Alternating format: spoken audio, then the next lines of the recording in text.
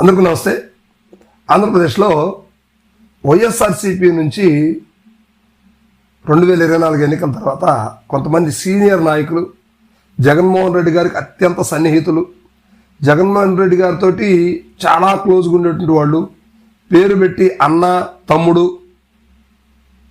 అని క్లోజ్గా మాట్లాడుకున్నటువంటి వ్యక్తులు చాలామంది నాయకులు బయటకు వెళ్ళిపోయారు. సో మనం చూస్తూనే ఉన్నాం. ఇప్పుడు వాళ్ళు బయటికి వెళ్ళారు కానీ వాళ్ళ నియోజకవర్గ ప్రజలకే ఏ పార్టీలో చేరారో కూడా వాళ్ళకే తెలియదు.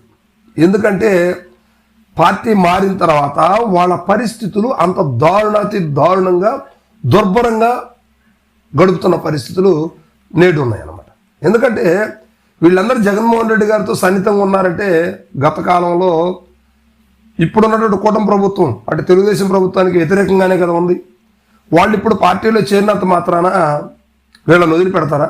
సో ఇప్పుడు అలాంటి పరిస్థితులు ఎదుర్కొంటున్నటువంటి వ్యక్తులు వైఎస్ఆర్సీపీలో ఆల్మోస్ట్ సీనియర్ నాయకులుగా, మంత్రులుగా, ఎమ్మెల్యేలుగా, ఎంపీలుగా అసలు గెలవకుండా కూడా వైసీపీలో మంత్రి పదవులు తీసుకొని అది అయిపోకముందే మరలా రాజ్యసభకి వెళ్ళి అసలు ప్రజా ఓటింగ్ ద్వారా ఎన్ని కాబడలేనటువంటి అసలు ప్రజలు నువ్వు మాకొద్దు, మాకు ఇష్టం లేదా అని ప్రజలు ముమ్మాటికి చెప్పినప్పుడు కూడా జగన్మోహన్ రెడ్డి గారు ఏదో ఒక కోణంలో వాళ్ళకి పదవులు ఇచ్చేసి వాళ్ళని అధిష్టానంలో అంటే ఒక బలమైనటువంటి ప్లేస్లో కూర్చోబెట్టిన పరిస్థితులు 2019 నుంచి 2024 వరకు మనం చూసాం.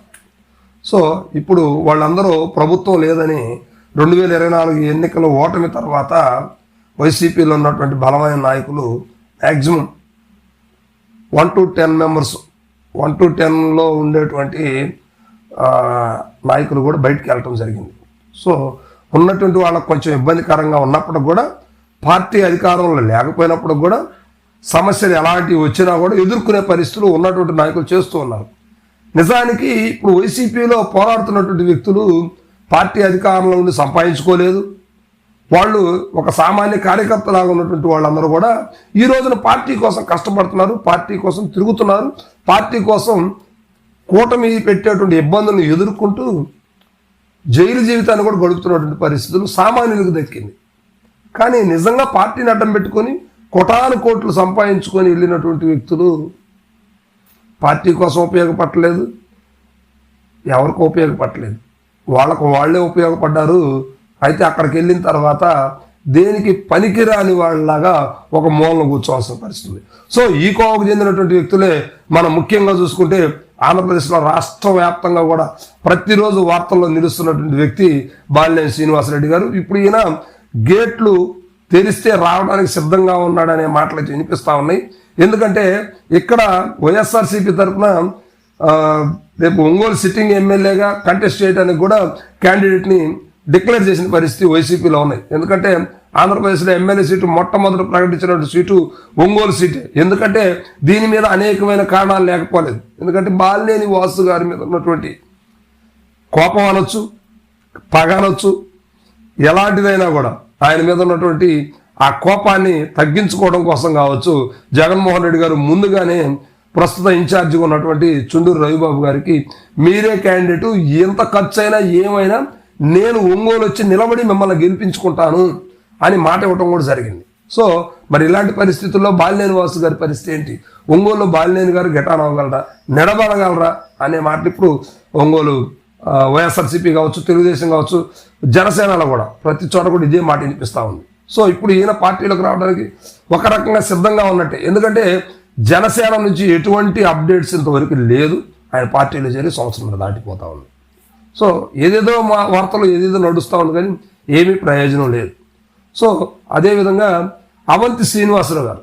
సో ఇప్పుడు అవంతి శ్రీనివాస్ గారు కూడా ఏ పార్టీలో చేరారో కూడా తెలియదు, కానీ మమ్మల్ని మళ్ళా తీసుకోవడానికి అవకాశం ఉంటే మేము జగన్ దగ్గరకు వస్తామనే మాటలు కూడా వినిపిస్తూ ఉన్నాయి. కానీ జగన్మోహన్ రెడ్డి గారి దగ్గరికి రోజొక రకంగా వీళ్ళ దగ్గర నుంచి ఏదో ఒక ఉత్తరము లేకపోతే ఏదో ఒక కబురు ఎవరో ఒకరి ద్వారా రాష్ట్రంలో వినిపిస్తూనే ఉంది, ఆయన దగ్గర చెవులు పడతానే ఉంది.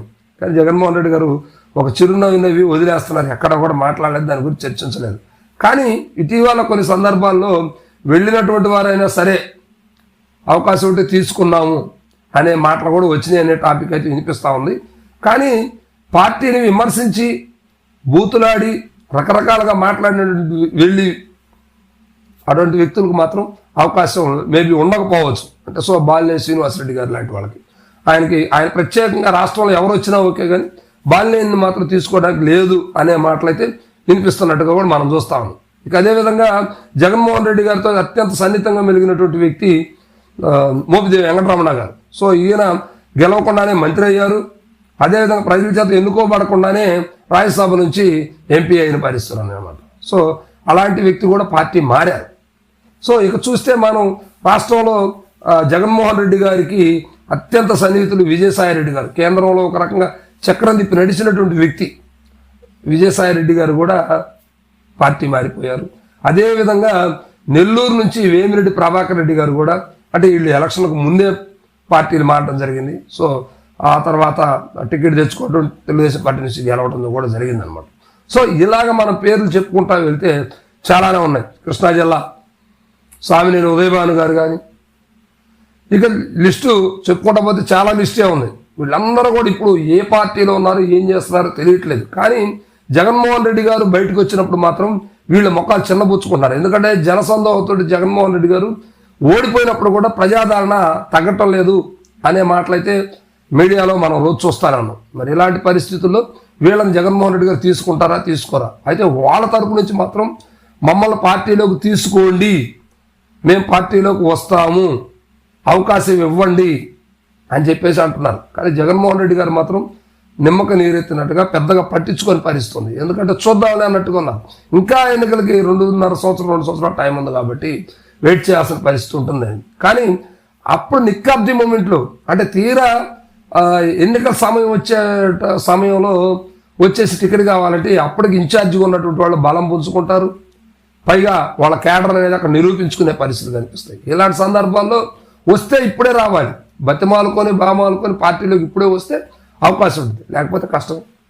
చూద్దాం ఏం జరుగుతుందో. Thank you.